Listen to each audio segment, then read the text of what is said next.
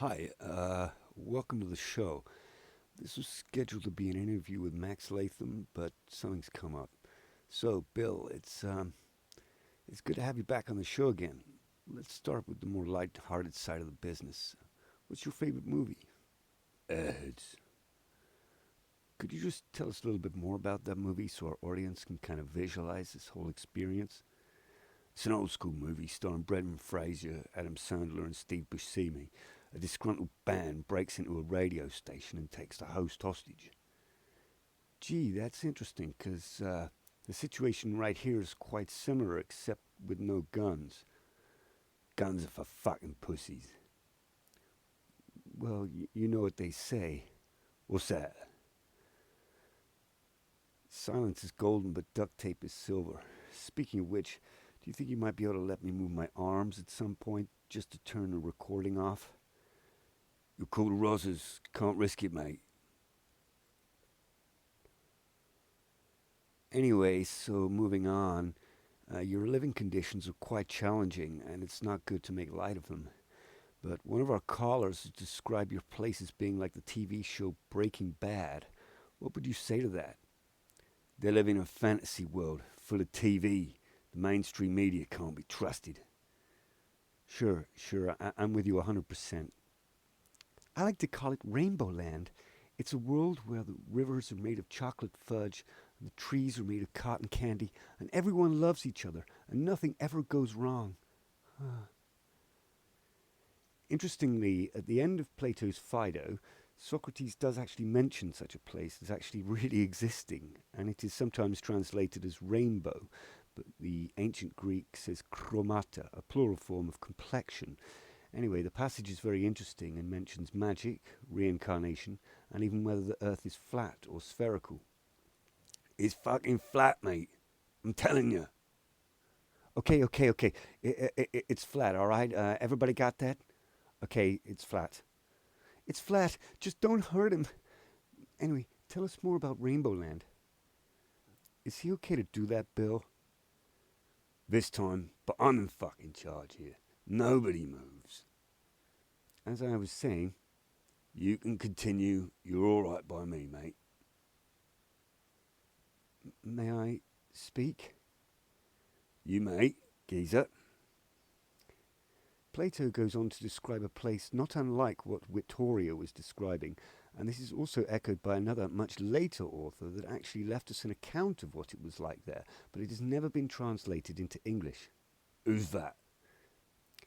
Athanasius Kircher, in a little known book called Iter Ecstaticum Secundum Mundi Subterranei Promodus in 1675.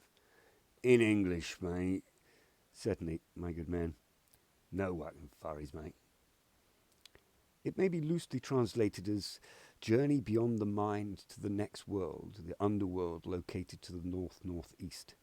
There's a problem because ecstaticum is not actually a Latin word, but stems from the ancient Greek ecstatikos, which is defined as inclined to depart from, but also excitable, as in ecstatic, ecstasy, also out of mind. Kind of like the REM album, but instead of time, mind. Yes, quite. Ecstatikos also means causing mental derangement. Sounds like my average Friday night. Anyway, get back to Rainbow Land. In Plato's Phaedo, Socrates describes to Simmias how the world is shaped like a dodecahedron. A what? A 12-sided die. Like in D&D.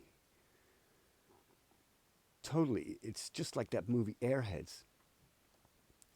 I'm inclined to agree when Brendan Fraser's character says, I wasn't much liked at school. I played Dungeons and Dragons. Then some guy in the crowd yells, Hey man, I played D&D too! Wow, that's awesome. So tell us a little bit more about Plato, Socrates, and this rainbow-colored land. Sure. Plato goes on to describe another world, a very different one, which is not anywhere near as nice as Rainbow Land. The opposite, in fact, Hades, the infernal regions. It's also mentioned at the end of his Republic and also in the Corpus Hermeticum, among other texts, including Bede. Kind of like where I'm at right now. Okay, so it would seem that the spiritual warrior just came into the studio. Fighting?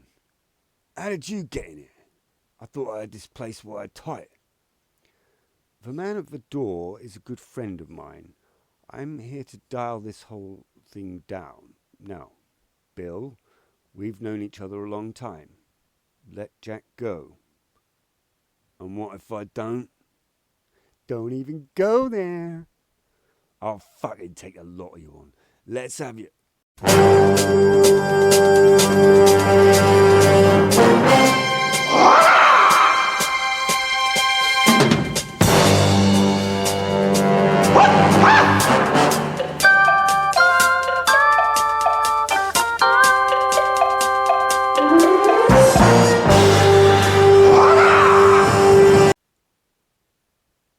Wow, thanks, spiritual warrior and Wataria.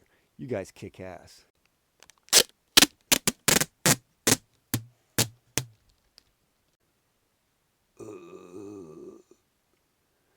It's quite all right. I've only paralyzed him. He should wake up soon. I ain't dead yet. Bill, we've spoken about this before. Violence should always be the last resort, the nuclear option. What's the best part of the sword? The scabbard. And why is that? Because it's knowing when not to fight. Good man. Okay, so I'm not going to press charges, and there's no need to get the police involved. This has been like the best show ever. On that note, we're going to wrap it up now. I'd like to thank my guests, Bill Broughton, Max Latham, Wataria Suleiman, and most especially the Spiritual Warrior. I'm not sure when the next show is because we have to remove the blockade from around the studio and call the cops off. I'll have a word with them. I know the High Commissioner. I'm married to him. Oh, and Jack? Yes, Wataria? If you need a lawyer, I can help you out. I work for the DOJ. What kind of lawyer? A magical lawyer, of course.